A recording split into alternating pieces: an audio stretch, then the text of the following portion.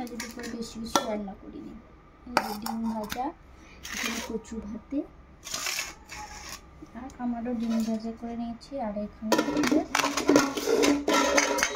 ডাঁটা দিয়ে, কলা দিয়ে, আলু দিয়ে ঝোল করেছি। কার কার কাঁচকলা ঝোল খেতে ভালো লাগে অবশ্যই বলবে কিন্তু।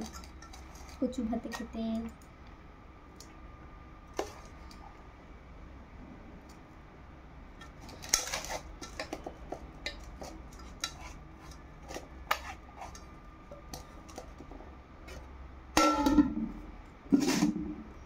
তো চলো খাওয়া দাওয়া করে নিই। আজকে দুপুরের এই মেনু ছিল। তো চলো টাটা।